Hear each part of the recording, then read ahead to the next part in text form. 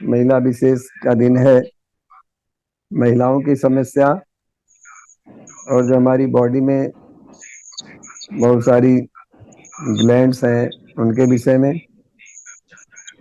लेकिन इन सब के पीछे जो मूल कारण है बीमारी का, उसके विषय में भी चर्चा करूंगा। अस्थि रोग विषय में पिछले भी काफी चर्चा हो चुकी है, तो आज हमारा मेन फोकस जो है, जो भी बॉडी के अंदर ग्लैंड्स अपना काम करती हैं उनके विषय में विशेष रूप से चर्चा, और बीमारी का मुख्य कारण क्या है, कैसे होती हैं बीमारियां। डॉक्टर साहब थोड़ी आवाज बढ़ाओ, डॉक्टर साहब आवाज कम है।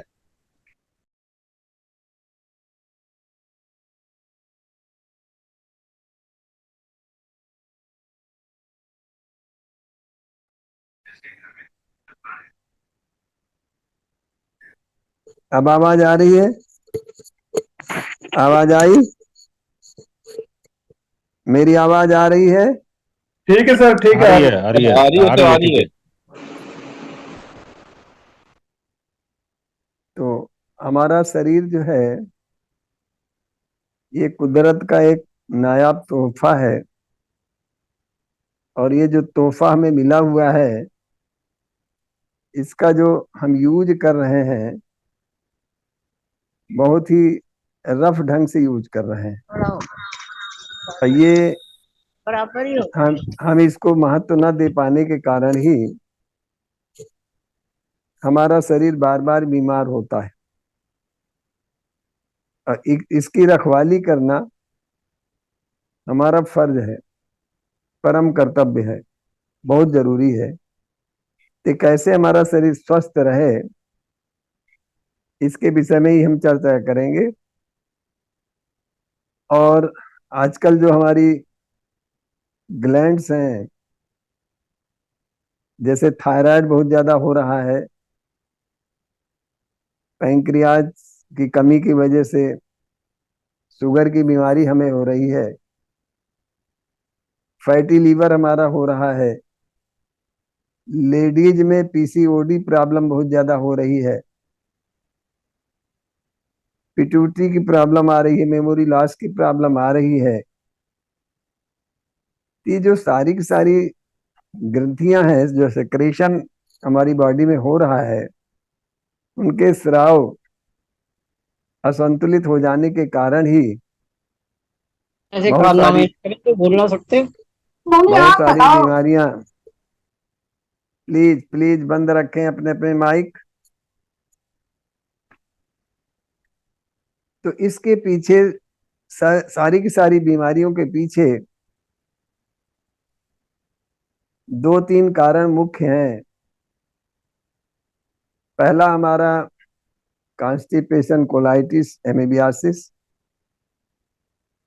दूसरा कारण स्ट्रेस, और तीसरा कारण हमारा लाइफ स्टाइल। ये तीन मुख्य कारण हैं, और अगर इन तीन मुख्य कारणों को हम ठीक कर लें तो हमारी सारी की सारी शारीरिक समस्या का निदान हो सकता है। और शारीरिक समस्या का अगर निदान हो गया तो मानसिक समस्या का भी निदान हो जाएगा, और मानसिक समस्या का अगर निदान हो गया तो शारीरिक समस्या का भी निदान हो जाएगा। दोनों एक दूसरे से संबंधित है, क्योंकि 90% हम आप सभी साइकोसोमोटिक रोगी हैं। अध्यात्म में बड़ी ऊंची ऊंची बातें कर दी गई, काम नहीं, वासना नहीं होनी चाहिए, ईर्ष्या नहीं होनी चाहिए, लोभ नहीं होना चाहिए, मोह नहीं होना चाहिए। और ये सारे के सारे जितने खंड विकार हैं, इनका हमारे शरीर के इमोशंस से बहुत ज्यादा प्रभाव है। तो जब इमोशंस हमारे कंट्रोल में नहीं होंगे तो हमारे शरीर की ज्ञानेंद्रिया और कर्मेंद्रिया वो भी हमारे नियंत्रण में नहीं रहेंगी। तो जब टूल ही सही नहीं है तो जाप कहाँ से सही होगा। तो इस टूल को हमें सही करना है। टूल क्या? हमारा शरीर। तो शरीर रूपी टूल को हमें ठीक रखना है। तो ठीक रखने के लिए हमें क्या करना होगा? तो इन अधिकांश बीमारियों के पीछे जो कारण है वो है हमारा डाइजेस्टिव सिस्टम। अब डाइजेस्टिव सिस्टम में मुंह से लेकर एनएस तक, रेक्टम तक जो एलिमेंट्री कैनाल है, इसी के बीच में सारी की सारी ग्लैंड्स भी हैं, स्लाइवा ग्रंथियां भी है, थायराइड भी है, एड्रिनल भी है, पैंक्रियाज भी है, पिट्यूटरी भी है, सारी की सारी ग्लैंड्स हैं। तो इन सब चीजों को हम कैसे स्वस्थ रखें, इसके लिए हमें जरूरी है कि हमारा खाए हुआ खाना ठीक से हजम हो जाए और जो फुजला है वो बाहर हो जाए। फुजला क्या है? हम खाना खाते हैं, डाइजेस्ट होने के बाद उसमें जो आवश्यक ग्रेडियंट्स हैं वो हमारा बॉडी खींच लेता है, और जो वेस्ट होता है छोटी आंत से पास होकर के बड़ी आंत में जाता है और इकट्ठे होता है, और उसको बाहर निकल जाना आवश्यक है। अगर ये बाहर निकल नहीं गया तो वहीं पर सड़ने लगता है, सड़न पैदा करता है, गैस फॉर्मेशन होती है और बहुत सारे रोगों को जन्म देता है। एक मोटी कहावत है, आंत भारी तो माथ भारी, आंत भारी तो माथ भारी। मतलब अगर पेट में मल भरा हुआ है तो हमारे सर में भारीपन रहेगा ही रहेगा, और जिस दिन हमारा पेट साफ हो जाता है खुल करके, उस दिन हमारा दिन बहुत ही अच्छा व्यतीत होता है और बहुत ही फ्रेशनेस हम महसूस करते हैं। और इस चीज को बचपन से ही हमें ध्यान देना है, क्योंकि बचपन से हमारी माताएं बहनें जानती हैं, देखती हैं, बड़े फक्र के साथ कहती हैं, हमारा बच्चा बच्चा तो 5-5 6-6 दिन तक लेटिन नहीं करता है, खुशी मनाती हैं। लेकिन ये उनको नहीं पता है कि अभी से उनकी आंतों के अंदर जमाव शुरू हो गया है, और वो कब्ज की स्थिति है, तो उसके शरीर का जो ग्रोथ होना चाहिए वो प्रॉपर ग्रोथ नहीं होगा, और आलसी और प्रमादी शुरू से ही होना शुरू हो जाएगा। तो इसलिए पेट कैसे साफ हो, इस बात का हमें विशेष ध्यान देना है बचपन से ही। और आप देखें कि आजकल हमारे पढ़े लिखे विद्यार्थी लोग हैं, खाते पीते हैं, उनका लैट्रिन जाने का, शौच जाने का कोई समय ही निश्चित नहीं है। अब जब समय निश्चित नहीं है तो निश्चित रूप से कब्ज होगा ही, और कब्ज जब हो जाता है तो धीरे धीरे बढ़ता रहता है, और फिर वही कब्ज फिर कोलाइटिस में कन्वर्ट होता है।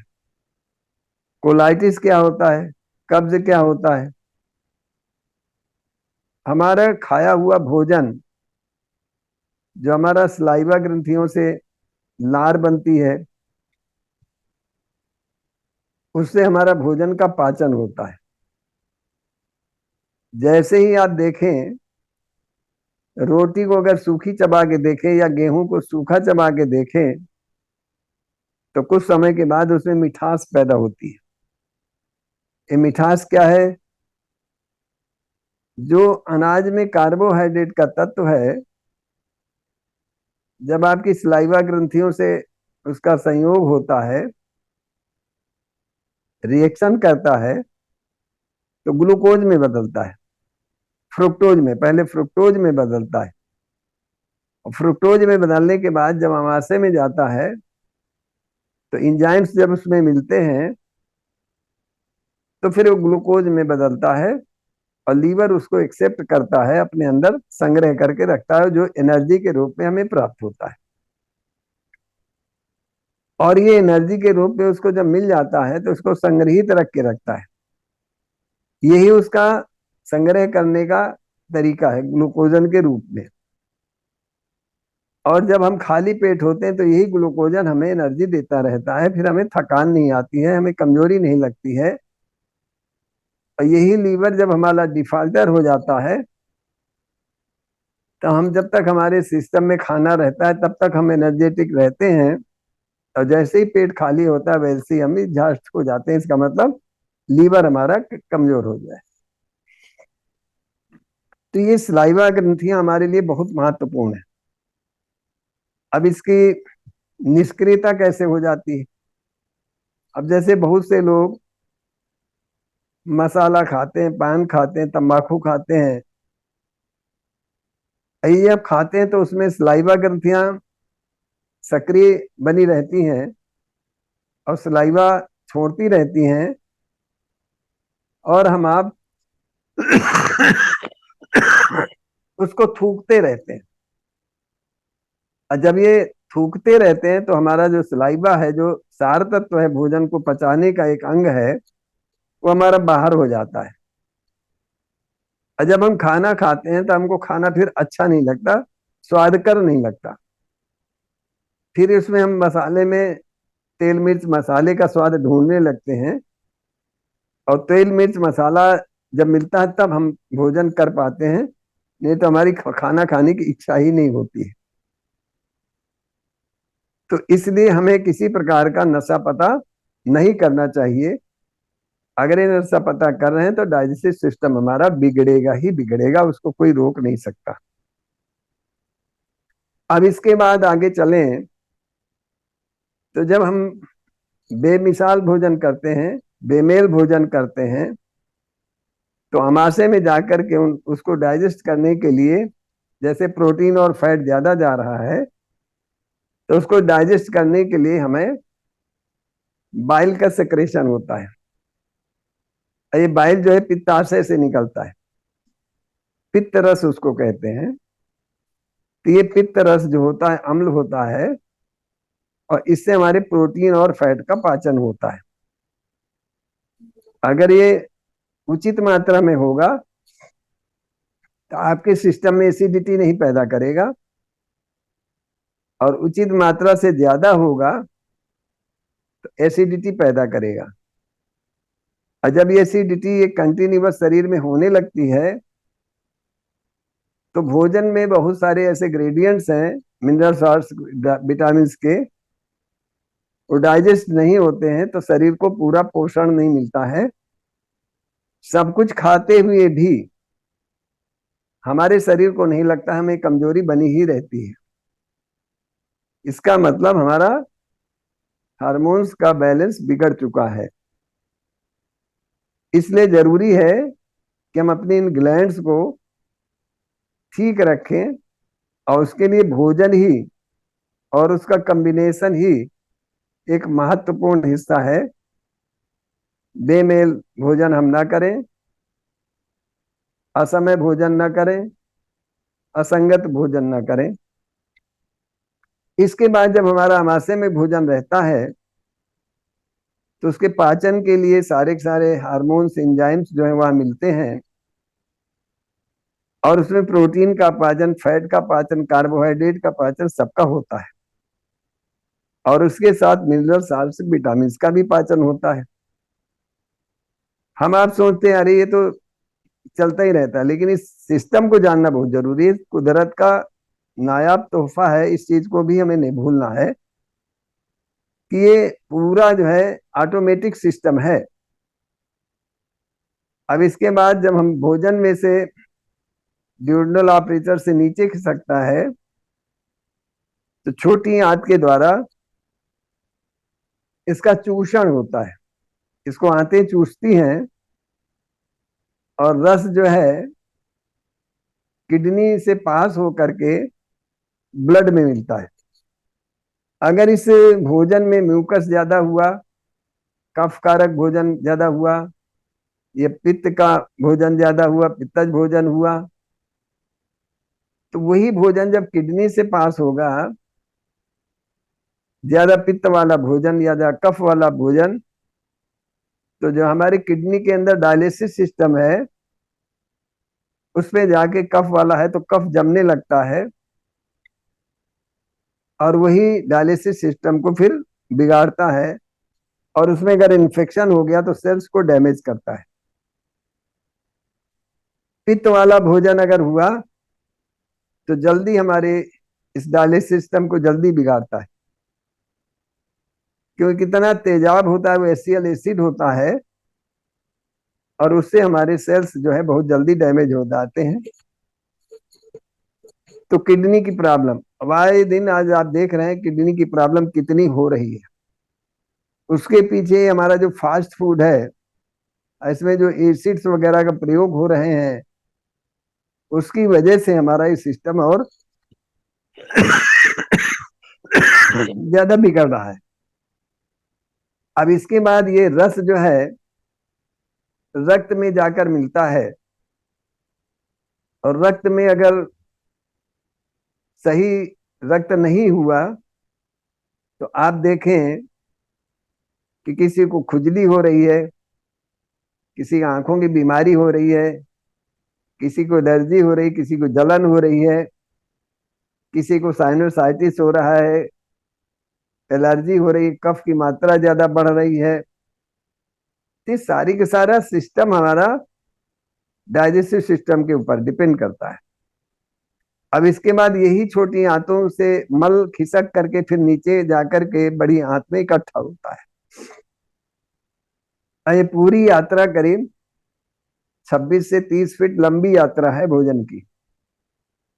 तो इस यात्रा में बड़ी आंत में जैसे ही पहुंचता है, अगर ये भोजन 24 घंटे के अंदर बाहर नहीं हो रहा है तो वहां पड़े पड़े ये फिर सड़ना शुरू होता है, और गैस फॉर्मेशन शुरू हो जाती है, इरिटेशन होता है। और आंतों का इरिटेशन पूरी बॉडी में इरिटेशन पैदा करते, उत्तेजना पैदा करता है, और इवन जो है स्पाइनल कॉर्ड के द्वारा आपके मस्तिष्क को भी ये असंतुलित करता है, दिग्भ्रांत करता है, एकाग्रता नहीं रहती है, बहुत सारी चीजें। और ये पेट अगर साफ हो गया, और साफ होगा कैसे? आजकल बहुत सारे लोगों की रिपोर्टें जो हमारे मरीज लेके आ रहे हैं, उनमें से विटामिन बी कॉम्प्लेक्स की मात्रा बहुत कम है, कैल्शियम की मात्रा बहुत कम है,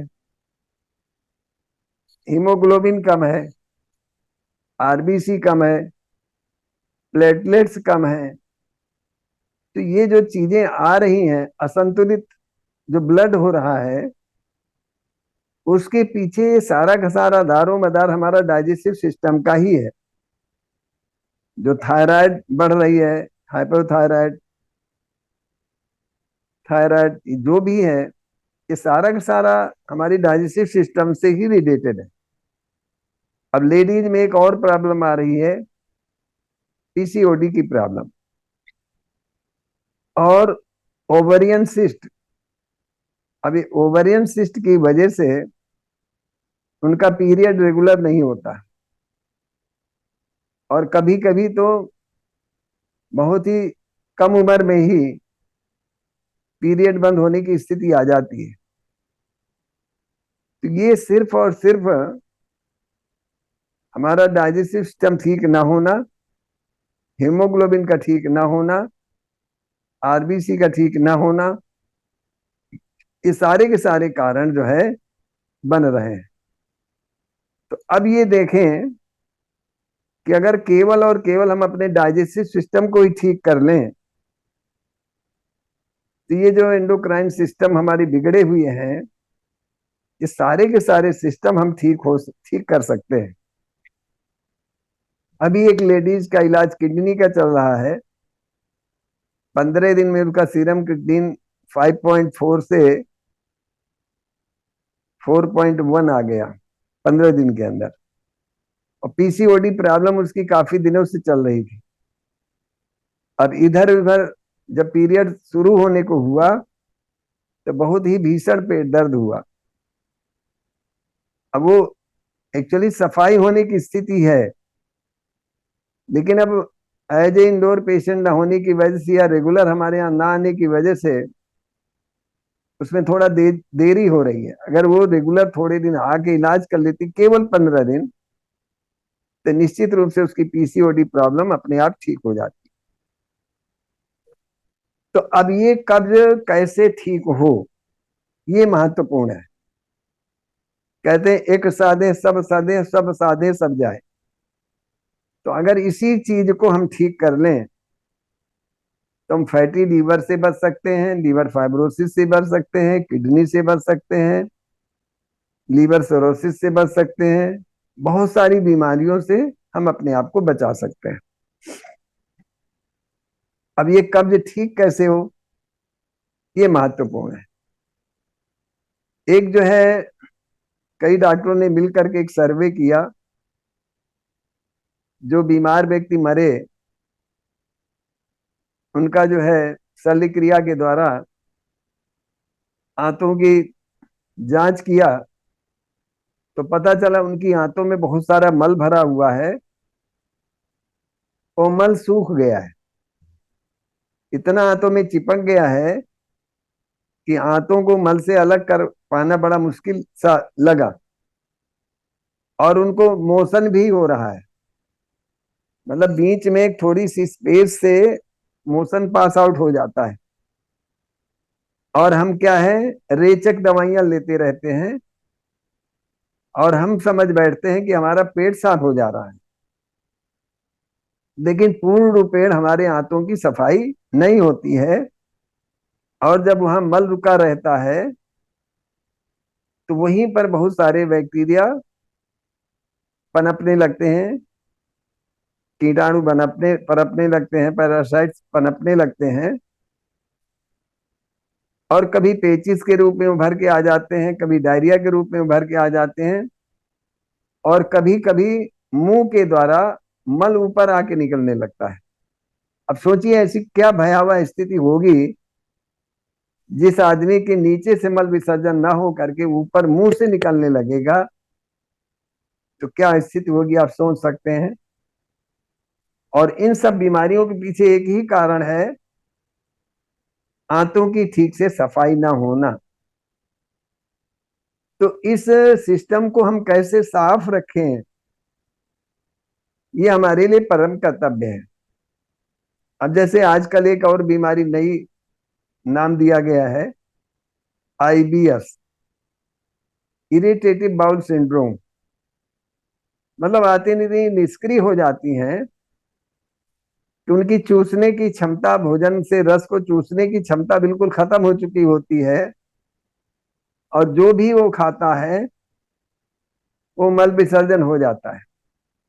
पानी भी पिएगा तो भी मल विसर्जन होगा, कुछ भी जरा सा खाएगा तुरंत उसको शौचालय जाना पड़ेगा।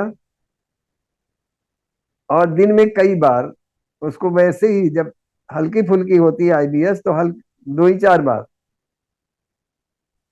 और ये धीरे धीरे अल्सरेटिव कोलाइटिस के रूप में आ जाता है। और आंतों में जगह जगह जो है स्केचेस पड़ जाते हैं, कहीं कहीं तो घाव भी हो जाते हैं और ब्लीडिंग भी होने लगती है। एक उदाहरण मैं अपने घर का ही दूंगा। मेरी भांजी को ये अल्सरेटिव कोलाइटिस हुई और स्टूल के रास्ते से आधा आधे लीटर खून निकल जाता था और बिल्कुल एकदम सूख के कांटा हो गई। अब जिसके शरीर में आए दिन आधा आधा लीटर ब्लड निकल जाएगा तो उसकी क्या स्थिति होगी। फिर वो हमारे यहाँ ले आए। ले आने के बाद उसको मैंने जूस पे रखा, अंजीर मुनक्के के, कोई भी ठोस आहार नहीं दिया। इसके बाद मैंने उसका उपवास शुरू किया, सिर्फ नींबू पानी उसका चला, आंतें उसकी सूख गई, एनीमा भी समय समय पर देता रहा। इसके बाद उसका जो इन्फेक्शन अंदर था उसकी वजह से जितनी ग्लैंड्स थी, जैसे पैरों के ज्वाइंट वाला ग्लैंड है गोही जिनको कहते हैं, उनमें फोड़ा निकला। पहले राइट साइड में निकला पैर में, फिर लेफ्ट साइड की गोही में निकला फोड़ा, वो दबा 4-5 दिन के अंदर। फिर कांख में हुआ लेफ्ट साइड में, वो भी 8-10 दिन चला, वो सब साइड हो गया। फिर राइट साइड में आ करके वो धीरे धीरे पकना शुरू हो गया, और पक करके जब उसपे चीरा लगाया तो करीब पाव 1.5 पाव पस निकला। तो ये जैसे ही पस निकल गया वैसे उसके शरीर में चेतना लौटनी शुरू हो गई, और उस समय उसका मात्र वजन 32 किलो रह गया। लेकिन अब नेचुरोपैथी में मुझे दृढ़ विश्वास था, आस्था थी, इसलिए मैंने कहा बेटा डरने की कोई बात नहीं, तुम मरोगी नहीं, अब तुम्हें ठीक होना है। इसके बाद फिर मैंने उसको दुग्ध कल्प पे रखा। धीरे धीरे करके वो दुग्ध कल्प उसका 5.5 किलो तक पहुंचा, जो कि करीब 45 से 50 दिन चलता है। लेकिन उस कल्प का परिणाम, उस चिकित्सा का परिणाम ये हुआ कि सन 70-71 की बात है। अब सोच लीजिए 71 के बाद आज तक उसको वो अल्सरेटिव कोलाइटिस नहीं हुआ, आज भी वो स्वस्थ है। कहने का तात्पर्य है कि अगर एक बार अच्छे ढंग से प्राकृतिक चिकित्सा आप ले लेते हैं योग्य मार्गदर्शन में, तो जीवन भर के लिए आपका शरीर स्वस्थ हो जाता है। तो मैं ये बताना चाह रहा था कि इस कॉन्स्टिपेशन की बीमारी की वजह से आज बच्चे हमारी पढ़ाई लिखाई में व्यस्त हो जाते हैं, और जो ज्यादा पढ़ने लिखने वाले बच्चे उनको ज्यादा कॉन्स्टिपेशन होता है। जो खेलते कूदते हैं, मस्त रहते हैं, दौड़ धूप करते हैं, तो उनका डाइजेस्टिव सिस्टम एक्टिव रहता है, और जो भी खाना खाते हैं हजम हो जाता है। क्या मतलब और सुबह सुबह उठते ही जैसे ही पानी पीते हैं 1-2 गिलास, तो एकदम से प्रेशर क्रिएट होता है, और बैठे 1 मिनट में पेट साफ हो गया। अगर टॉयलेट जाने में बहुत देर बैठना पड़े तो समझ लीजिए आपका माइंड एंड बॉडी का कोऑर्डिनेशन कम हो गया है, और आपका कॉन्स्टिपेशन हो रहा है। बहुत से लोगों को टॉयलेट में मैंने देखा है सिंक के ऊपर मैगजीनें रखी रहती, पेपर रखा रहता है। अब वहां जाकर उनको टाइम ज्यादा लगता है तो मैगजीन निकाल के पढ़ने लगते हैं या अखबार पढ़ने लगते हैं। अब सोचिए आपका माइंड एंड बॉडी का कोऑर्डिनेशन कैसे होगा। भाई हमने पानी पिया, पानी पीने के बाद 2-4 मिनट टहले, और ये हमारी सोच बन रही है कि हमारा प्रेशर क्रिएट हो तो हम मोशन जाएं। लेकिन आपने मन मस्तिष्क से पूरे सिस्टम को आदेश नहीं दिया आपने, इससे कैसे मोशन हो जाएगा। अब मान लीजिए आपने पानी पी लिया, चाय भी पी ली, और बीच में मोशन हुआ, थोड़ा सा सेंसेशन आया, और अब पेपर पढ़ने में मस्त हैं, तो आपका रुक जाएगा मोशन। फिर ये कितनी देर बाद वापस आएगा सेंसेशन, ये कुछ कह नहीं सकते। इसलिए आप सोचें, पानी पिए, टहलें, और सोचें कि मुझे मोशन आएगा, सेंसेशन आएगा, हाजत लगेगी, और मैं टॉयलेट जाऊंगा, मेरा पेट साफ हो जाएगा। आप देखें अगर ऐसा कर रहे हैं तो निश्चित समय पर जैसे उठेंगे, पानी पिएंगे, 2-4 मिनट टहलेंगे, आपको लगेगा जैसे ही बैठेंगे एक बार में ही पेट की सफाई आपके अच्छे से हो जाएगी। अगर एक बार में नहीं हुई है, थोड़ी देर बैठिए, एकदम से उठ के मत चल दीजिए, बैठिए, सोचिए, फिर देखिए सोचने के बाद थोड़ी देर में मोशन आपका आया, और आप जो भी वो बाद में स्टूल पास हो रहा है, इसके बाद आप महसूस करेंगे कि अंदर से पेट आपका बिल्कुल आंतें एकदम खाली हो गई हैं, आप फ्रेश हो गए हैं। नहीं तो क्या होता है, एक बार मोशन हुआ, आप उठ के चले आए, फिर आपने नहाया धोया, नाश्ता किया, पता चला बेड लगाने लगे, आपको मोशन लगने लगा, फिर जाएंगे, फिर मोशन आएगा। तो ऐसा सुबह ही 2-3 बार आपको मोशन होता है। एक यहाँ सीनियर आयुष थे, उनको ये इतनी ज्यादा बीमारी थी कि सुबह से उठ करके ऑफिस जाने तक कम से कम 5-6 बार जाना पड़ता था। और यही कहते थे, डॉक्टर साहब हम इसकी वजह से इतना परेशान हो गए हैं कि हमारा कोई काम समय से नहीं होता है। जब भी हम कहीं जाने की सोचते हैं, एकदम से मोशन आने की स्थिति होती है, फिर मजबूरन बैठना पड़ता है।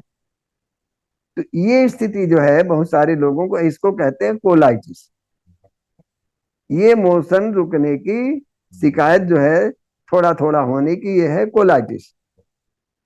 आंतों का सक्रिय न होना, आंतों के अंदर मलावरोध होना, आंतों की मांसपेशियां ढीली हो जाना, इसकी वजह से ये पोजीशन आती है। और इस पोजीशन में ही किसी को पाइल्स हो जाता है, किसी को फिशर हो जाता है, भगंदर हो जाता है, और कभी कभी वहां से ब्लड भी आने लगता है, तो ये और घातक स्थिति हो जाती है। कभी कभी वहां जो है ग्लैंड में कैंसर तक हो जाता है। तो ये भयावह स्थिति ना आने पाए, इसके लिए बहुत जरूरी है कि हम अपने प्रति जागरूक रहें। अब इसके लिए हमें उपचार क्या करना है? अगर रेचक दवाई आप ज्यादा ले रहे हैं तो थोड़ा सा मोशन तो हो जाएगा और फॉर्म में नहीं आएगा। मोशन का फॉर्म क्या होना चाहिए? बंधा हुआ होना चाहिए। जैसे केले का छिलका निकाल दिया जाए, पके केले का जैसा है, केले के छिल इस तरीके का आपका केले के तरीके से मल का शेप होना चाहिए। तो ये अगर शेप आ रही है तो निश्चित आप जानिए कि आपका पेट बढ़िया है। अगर इरेगुलर शेप में आ रहा है, कभी पतला आ रहा है, कभी हार्ड आ रहा है, कभी गैस के साथ आ रहा है, कभी कुछ कुछ तरीके से, ये सब जितने भी तरीके हैं, ये सब पेट ठीक ना होने के लक्षण है। तो ये चीज मैंने जो बताई कि आपका पानी पीना है, थोड़ी देर टहलना है, 2-4 मिनट ही, आपको मन से सोचना है, और जैसे ही सोचेंगे प्रेशर क्रिएट होगा, सेंसेशन आएगा, बैठेंगे, 1 मिनट में पेट आपका साफ हो जाएगा। और उसके लिए थोड़ा सा शुरू में, बाद में भी बैठ लें, थोड़ी देर बैठेंगे तो हो सकता है दोबारा थोड़ा बहुत जो कोलन में रुका हुआ है वो भी आपका बाहर आ जाए। आपने अगर जानवरों को देखा होगा, गाय बैल को, तो मोशन होने के बाद वो अपने गुदादार को इस तरीके से समेटते हैं। तो ये जो समेटने की क्रिया है, ये हमारे जो ग्लैंड्स है वहां पर, पाइल्स वाली ग्लैंड है, फिशर है, भगंदर है, रेक्टम है, उसकी जो है मसाज होती है। ये करने से उसकी मसाज होती है। एक और बता दें, जिसको हमारी भाषा में, आयुर्वेद भाषा में, प्राकृतिक भाषा में कहते हैं गणेश क्रिया। जिनको बहुत लंबे समय से पाइल्स की शिकायत है, या उनको ब्लड आने की शिकायत है, या मल रुकने की शिकायत है, तो जैसे ही आपका मोशन क्लियर हो जाए तो पानी लेके सफाई कर लें, थोड़ा सा सरसों का तेल रखें, उंगली में सरसों का तेल लगाएं, और करीब 1.5 से 2 इंच वो रेक्टम का जो पार्ट है वहां पर तेल लगी हुई उंगली से ऐसे आसपास घुमा लें। जैसे ही आप घुमाएंगे, फेफसुलर कप के ऊपर जो रुका हुआ मल है वो तुरंत बाहर आ जाएगा, क्योंकि उसमें अभी तक सेंसेशन नहीं था। ये मसाज करने से उसमें सेंसेशन पैदा किया आपने, इसलिए उसमें पीछे रुका हुआ मल वो भी निकल के बाहर आ जाएगा। और यही मल वहां रेक्टम पे सड़न पैदा करता है, और यही पाइल्स का और फेफसुला का फिशर का कारण बनता है। तो ये जानकारी हम आप समर भाई बहनों को देना चाहते हैं कि इस तरीके से यहाँ की सफाई, रेक्टम के पास की सफाई अपने आप से करना ये बहुत महत्वपूर्ण है। अब इसके बाद आगे आता है कि अगर बहुत ज्यादा कब्ज हो रहा है, बहुत ज्यादा जोर लगाने के बाद भी, और जोर लगाने से निश्चित रूप से आंतें हमारी कमजोर हो जाती, तो बच्चे जैसे कांपते हैं, जोर लगाते हैं निकालने के लिए, ये बिल्कुल तरीका गलत है। इससे हमारी आंतें निश्चित रूप से कमजोर, एंटी फोर्स लगता है बॉडी के अंदर, फिर आपका जो निकल रहा हुआ मल है वो भी वापस होने लगता है। इसलिए हमें जोर नहीं लगाना है, केवल और केवल मन से सोचना है कि हमारा मोशन हो रहा है, और धीरे धीरे आपका मन से आपका आंतें आदेशित होंगी और वो निश्चित रूप से सफाई होनी शुरू हो जाएगी, और एक कॉन्स्टिपेशन कोलाइटिस आपका धीरे धीरे दूर होना शुरू होगा। तो ये दो काम हो गए, गणेश क्रिया का काम हो गया।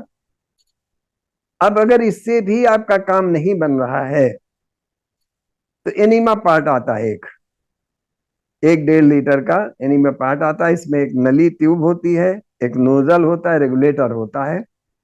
आप उसमें सीधे लेट जाइए पटरे पर या छोटी बेंच पर, पैरों की तरफ वाला हिस्सा 6 इंच ऊंचा कर लीजिए और सीधे लेट करके एनएस पे आप लगाइए नोजल को, और पानी ऊपर 1.5-2 फीट ऊंचा रखिए। धीरे धीरे गर्म पानी, गुनगुना पानी आपके हाथों में जाएगा। उसमें डालिए कुछ नहीं, ज्यादा से ज्यादा नींबू आप डाल सकते हैं, छान करके नींबू का रस थोड़ा डाल सकते हैं। बहुत सारे लोग साबुन का प्रयोग करते हैं। अब साबुन कितना डालना चाहिए, कौन सी चीज कितनी डालनी चाहिए, तो ये आपको अंदाज नहीं है, इसलिए कुछ भी मत डालें। क्योंकि दो एक ऐसे केस हुए, अटेंडेंट को बता दिया डॉक्टर ने कि भाई थोड़ा लाइफ बॉय डाल देना और पानी का नींबा दे देना। अब उसने बट्टी का बट्टी घोल दिया काफी ज्यादा। अब पता चला कि उसकी आंतें गलनी शुरू हो गई, मोशन हो गया, इसके बाद आंतों में गलन शुरू हो गई। तो ये जो चीजें हैं इस तरीके का, एक तो आदेश नहीं देना चाहिए, दूसरा आदेश दे तो जाके खड़े होके देखना चाहिए क्या कितना डालना है। जैसे बहुत से लोग कहते हैं फिटकरी करारा करना चाहिए। 50 फिटकरी कितनी डाली जाए इसकी मात्रा हर एक को नहीं पता है, तो इसलिए जो अनुभव है वो उसको अनुभव को शेयर करना चाहिए। तो ये एनीमा से जब आपका 1 लीटर 1.5 लीटर पानी अंदर चढ़ जाएगा, हल्के सा पेट को घुमा लीजिए क्लॉकवाइज, हल्का सा वाइब्रेट कर लीजिए, और जैसे ही प्रेशर क्रिएट हो आ जाके बैठ जाए तो पेट साफ हो जाएगा। तो ये तो एनीमा का तरीका हो गया। अब इसके बाद मुख्य कारण है भोजन। तो भोजन में हमारे फाइबर की मात्रा पर्याप्त हो, क्योंकि जैसे चोकर निकल गया आटे का, दालों के छिलके निकल गए, सब्जियां हम ज्यादा खाते नहीं, हरी सब्जियां, हम फल खाते नहीं ज्यादा, तो हमें बी कॉम्प्लेक्स कहाँ से मिलेगा। तो इसलिए हमें भोजन को बैलेंस बना के रखना है। तो कम से कम इस शरीर का जो पीएच वैल्यू है ब्लड का, वो 80 क्षारीय है और 20 एसिडिक है, और यही अगर बैलेंस बना रहे तो हमारा शरीर पूर्ण स्वस्थ सदैव रहेगा, और हमारे सेल्स जल्दी डैमेज नहीं होंगे, और डैमेज अगर होंगे सेल्स का नवनिर्माण जल्दी हो जाएगा, थकान हमें जल्दी नहीं आएगी, हम इफिशियंट बने रहेंगे, इफेक्टिव बने रहेंगे। तो ये जो चीजें शरीर के निर्वाह के लिए हैं, हमें भोजन को विशेष ध्यान देना है, भोजन पर विशेष ध्यान देना है। तो अगर भोजन हम सही समय पर, सही मात्रा में और सही कॉम्बिनेशन के साथ ले रहे हैं, तो निश्चित रूप से हमें कॉन्स्टिपेशन की प्रॉब्लम नहीं आएगी। तो ये जो चीजें हैं हमें विशेष रूप से ध्यान देना है। अब किसी समय हम आपको भोजन के पूरे विषय में बताएंगे। आज तो मैंने सिर्फ और सिर्फ, अगर समय हो तो 5-7 मिनट और ले लूं। परिहार जी, एंकर महोदय, हेलो। ले लीजिए सर। ले ले सर। बोल दीजिए सर। तो ये जो हमारा डाइजेस्टिव सिस्टम है,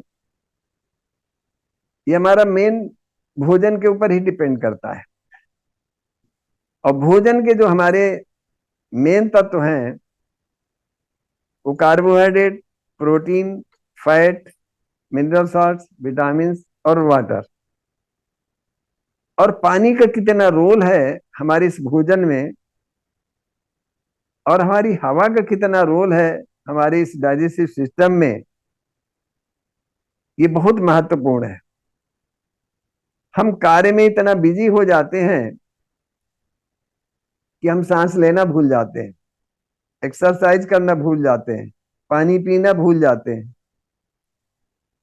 जबकि हमारा ये शरीर 70% पानी है, पानी का हिस्सा है, और 30 भाग ठोस है। तो हमें पानी ज्यादा चाहिए। हवा हमें डाइजेस्टिव सिस्टम को ठीक रखने के लिए ऑक्सीजन की भी जरूरत है। आजकल जब हॉस्पिटल आप जाते हैं तो सबसे पहले आपका ऑक्सीजन का लेवल चेक होता है, बीपी चेक होता है, ऑक्सीजन लेवल चेक होता है, फिर ब्लड शुगर चेक होता है। सारे के सारे चेकअप जो है तुरंत होते हैं। तो ऑक्सीजन का लेवल अगर ब्लड में कम है, अगर ब्रेन में कम हो गया तो आप कोमा में चले जाते हैं। हम भूल चुके हैं कि हमें ऑक्सीजन कहाँ से मिले, और इसका उपचार आपके पास ही है, आईसीयू में नहीं है कि डॉक्टर ने ऑक्सीजन मास्क लगा दिया, आपको ऑक्सीजन मिल रही है। जब तक वो लगा रखा तब तक आपका शरीर थोड़ा सा सक्रिय हो गया, हटाया फिर परेशानी बढ़ने लगी। इसलिए हमें इस शरीर को चलाने के लिए, अपने डाइजेस्टिव सिस्टम को ठीक करने के लिए, हमारी श्वास प्रश्वास की क्रिया सही होनी ही चाहिए। अब सही कब होगी? जब हम इस शरीर से फिजिकल वर्क करेंगे। आप देखें कि गांव में अगर किसान है तो फावड़ा चलाता है, या चारा काटने की मशीन चलाता है, या हल जोतता है, तो उसकी सांस अपने आप तेज होती है। या कोई हैंडपंप चलाता है तो उसकी सांस अपने आप तेज होती है। माता बहनें जब चक्की चलाती हैं, फिजिकल वर्क कुछ करती हैं, कपड़े धोती हैं, तो सांस अपने आप तेज चलती है। तो जब ये सांस तेज चलती है, जब आप फिजिकल वर्क करते हैं, उस दिन आप देखें, अनुभव करें कि आपको अपने आप भूख लगती है, और समय से आप खाना खाते हैं, खाना हजम भी होता है। जब आप फिजिकल वर्क नहीं करते हैं तो आपको भूख कम लगती है। इसका मतलब जो पहले का खाया हुआ है वो हजम ही नहीं हुआ, और जो हजम नहीं हुआ तो दूसरी बार भूख नहीं लग रही। आप सोचते हैं हमारी तो भूख कम हो गई, हमें खाना ही नहीं हजम होता, हमें खाना ही नहीं अच्छा लगता है। आप फिजिकल वर्क तो करना शुरू करिए, सुबह शाम 1-1 घंटा दौड़ना शुरू करिए, टहलना शुरू करिए, योगा करना शुरू करिए, फिजिकल वर्क, क्रिएटिव वर्क शुरू करिए। देखिए आपको भूख लगेगी। तो ये श्रम जो हम भूल चुके हैं, इसको हमें करना ही पड़ेगा। इसके बगैर हम अपने शरीर को स्वस्थ नहीं रख सकते हैं। और श्रम करेंगे, श्वास प्रश्वास की क्रिया पर्याप्त होगी, तो आपका ऑक्सीजन का लेवल ब्लड में प्लस ब्रेन में दोनों में बढ़ेगा। तो स्ट्रेस और स्ट्रेन दोनों आपका कम होगा। जब मस्तिष्क में ऑक्सीजन का लेवल कम होता है, तब आपके मस्तिष्क में तनाव बढ़ता है, आपकी मेमोरी कमजोर होती है, और ग्रेस्पिंग कैपेसिटी आपकी कम हो जाती है, याददाश्त। बच्चे को हम देख रहे हैं, पढ़ तो रहा है, बहुत ज्यादा पढ़ रहा है, लेकिन अंदर रुक नहीं रहा है। एक तरफ से पढ़ रहा है, एक तरफ भूल रहा है, एक तरफ पढ़ रहा है, एक तरफ भूल रहा है। तो उसकी मेमोरी कमजोर हो गई है, इसलिए ऐसा हो रहा है। अगर उसको थोड़ा सा सुबह शाम खेलने में लगाइए और इसके बाद वो पढ़ाई करे, तो निश्चित रूप से उसकी ग्रेस्पिंग कैपेसिटी बढ़ जाएगी, मेमोरी अच्छी हो जाएगी, मेमोरी शार्प हो जाएगी। तो ये चीज हमें अपने जीवन में अपनाना ही अपनाना पड़ेगा। इन प्राकृतिक नियमों को अगर हम नहीं अपनाएंगे तो हमारा शरीर स्वस्थ नहीं रह सकता है, न फिजिकली न मेंटली। जब फिजिकली और मेंटली नहीं होगा तो स्पिरिचुअली कैसे होगा? तो इसलिए हमें जरूरत है भोजन के साथ फिजिकल वर्क की, आपके शरीर में जो ये जठराग्नि है, जिसको अग्नि कहते हैं, उसको जठराग्नि कहते हैं। तो ये जठराग्नि प्रज्वलित होती है ऑक्सीजन की प्रेजेंस में।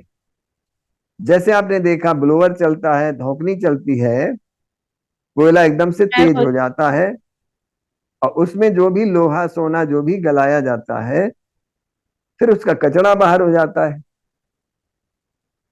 तो ये जो गलाने की प्रक्रिया है, तो उसी तरीके से आप जब अपनी तेज से सांसें लेते हैं तो आपका डाइजेस्टिव सिस्टम इंप्रूव करता है, क्योंकि इस डाइजेस्टिव सिस्टम को ऑक्सीजन चाहिए ही चाहिए। जैसे ब्लोअर के माध्यम से तेज आंच कोयले को बढ़ाने के लिए, आग को आंच को बढ़ाने के लिए ऑक्सीजन की जरूरत है, वैसे ही आपको डाइजेस्टिव सिस्टम को इंप्रूव करने के लिए भी ऑक्सीजन की जरूरत है। उसके लिए तेज श्वास प्रश्वास आप जब करेंगे तो निश्चित रूप से आपका डाइजेस्टिव सिस्टम ठीक होगा। आपको भूख नहीं लगी है, ऐसा लगता है खाना भरा हुआ है, आप जाइए थोड़ी सी फिजिकल वर्क कर लीजिए, पार्क में टहल आइए, तेज तेज श्वास प्रश्वास कर लीजिए, प्राणायाम कर लीजिए, थोड़ी देर खेल लीजिए। आधा पौन घंटे ही आप करेंगे ये प्रक्रिया, पता चला कि आपको भूख लगाई। जब खाना खाएंगे तो ठीक से हजम हो जाएगा। तो अगर श्रम नहीं हो रहा ज्यादा, तो हम ज्यादा भोजन भी ना करें, और ज्यादा भोजन कर रहे हैं तो ज्यादा श्रम की जरूरत है। तेल मिर्च मसाला वाला अगर भोजन कर रहे हैं तो हमें पानी की ज्यादा आवश्यकता है। कुछ लोग कहते हैं हमको प्यास नहीं लगती, प्यास नहीं लगती, लेकिन उसका पैरामीटर क्या है? पेशाब करने जाते हैं, अगर पेशाब आपका पीला हो रहा है तो इसका मतलब आपको पानी की विशेष आवश्यकता है। तो इस आवश्यकता को समझते हुए हमें पानी की मात्रा को अपने सिस्टम में बढ़ा लेना चाहिए। और पानी की मात्रा जैसे ही बढ़ाते हैं आपका सर्कुलेटरी सिस्टम ठीक होता है। सर्कुलेटरी सिस्टम क्या है? जो ब्लड वेन्स हैं जितनी शरीर के अंदर जो परिभ्रमण कर रहा है, ये सर्कुलेटरी सिस्टम है। तो पानी की मात्रा जब आपके शरीर में पर्याप्त होती है तो आपका ब्लड गाढ़ा नहीं होने पाता है। दूसरा, ब्लड के अंदर जो टॉक्सिन्स हैं वो परिभ्रमण करके पूरे शरीर में परिभ्रमण करके यूरिन के माध्यम से बाहर करते रहते हैं, पसीना के माध्यम से बाहर होता रहता है। तो पसीना निकलना भी बहुत जरूरी है। तो आजकल तो घर में भी एसी, ऑफिस में भी एसी, गाड़ी में भी एसी, पसीना निकलने का मौका ही नहीं मिल रहा है। तो ये पसीना टॉक्सिन्स आपके बाहर नहीं हो रहे हैं। तो इसलिए पसीना निकालने का भी उपक्रम करते रहना चाहिए, जिससे पसीना के माध्यम से ही हमारा बहुत सारे टॉक्सिन्स निकलते हैं। नासिका के माध्यम से निकलते हैं, मुंह के माध्यम से निकलते हैं, कान के माध्यम से निकलते हैं, आंख के माध्यम से निकलते हैं, मल द्वार से निकलते हैं, यूरिन से निकलते हैं। ये सारे के सारे गंदगी निकालने के माध्यम है। तो इन सब माध्यमों को साफ होना बहुत जरूरी है और उसके लिए उनको वर्क देना जरूरी है। तो इतना अगर हम कर लेते हैं तो निश्चित रूप से हमारा शरीर स्वस्थ रहेगा। तो पहला तो मैंने विशेष रूप से सारी ग्लैंड्स को ठीक रखने का, डाइजेस्टिव सिस्टम को ठीक रखने का, कॉन्स्टिपेशन को ठीक रखने का, भोजन के ऊपर आधारित है। अब पूरा सेशन एक दिन हम भोजन पर लेंगे। और माताओं बहनों से यही निवेदन है कि उनको अगर किसी भी प्रकार की फाइब्रोसिस है, ओवरियन सिस्ट है, थायराइड है, कुछ भी है, तो बार बार न खाने की आदत न डालें। बार बार जो हम खाना खाते हैं ये आदत अच्छी नहीं है। आज डॉक्टर जो कह दे रहा है कि हर घंटे में 2 घंटे में कुछ ना कुछ खाते रहिए, इससे हमारे हार्मोन्स का सिक्रेशन जो है, बाइल का सिक्रेशन कंटिन्यूअस हो जाता है। जब आपका सिस्टम खाली होता है फिर भी वो आ जाता है, तो वही एसिडिटी है, वही फिर गैस बनाता है।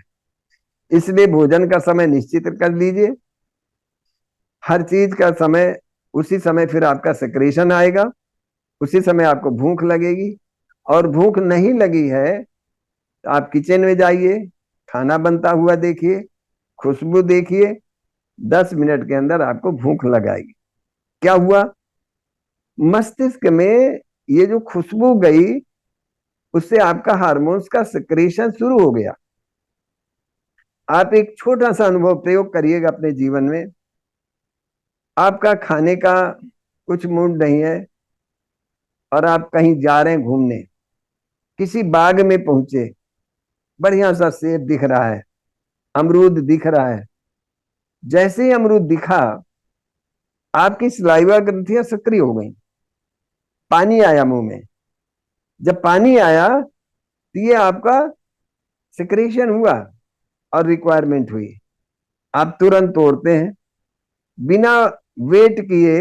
अगर आप मुंह में डालते हैं तो ये जबड़ों में खिंचाव होता है, दर्द होता है।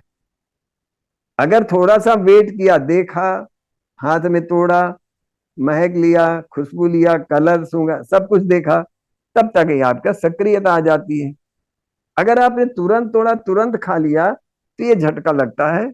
झटका लगने से क्या होता है? पेन होता है। ये सलाइवा ग्रंथियों पे झटका लगता है। तो इसीलिए कहा गया है, पहले जो भोजन सामने आए उसको देखिए, उसकी खुशबू लीजिए, उसका स्पर्श करिए, फिर जिह्वा पे ले जाइए। या कोई मंत्र है तो मंत्र अपना पढ़ लीजिए, कुछ भी, या किसी को धन्यवाद दे दीजिए। वे खिलाने वाले का भी मंगल हो, पकाने वाले का भी मंगल हो, पैदा करने वाले का भी मंगल हो। ये दो चार चीजें जब कहेंगे, बोलेंगे, तो आप देखेंगे कि आपकी सलाइवा ग्रंथियां सक्रिय हो गई। तो ये छोटी छोटी चीजें हैं जो हमें जीवन में अपनाना चाहिए, और इन सब चीजों को अपनाते हुए हम अपने शरीर को स्वस्थ रख सकते हैं। पर्याप्त पानी पीना, पर्याप्त श्रम करना, भोजन में फाइबर लेना, प्रोटीन कार्बोहाइड्रेट फैट का कॉम्बिनेशन बना के चलना, इन सब के विषय में पूरा एक दिन का सेशन आपका लेंगे। आप देखेंगे कि आपका सभी का शरीर धीरे धीरे स्वस्थ होना शुरू हुआ है। तो श्रम से दूर मत भागिए। हर हाल में आपको सुबह उठ करके खुली हवा में टहलना है, योगा करना है, प्राणायाम करना है। अगर ये करते रहेंगे तो आपका शरीर निश्चित रूप से स्वस्थ रहेगा। आप स्वस्थ होंगे, आपका परिवार खुशहाल होगा, काम में आपका मन लगेगा, कार्य से प्रसन्नता भी मिलेगी। और जिस कार्य से हमें प्रसन्नता मिलती है वो हमारे लिए फलदायी होता है। बहुत बहुत साधुवाद। संग, अगर कहीं मुझे गलती हुई हो, संग मुझे माफ करे, संग मुझे माफ करे, संग मुझे माफ करे। संगम नमामि, संगम नमामि।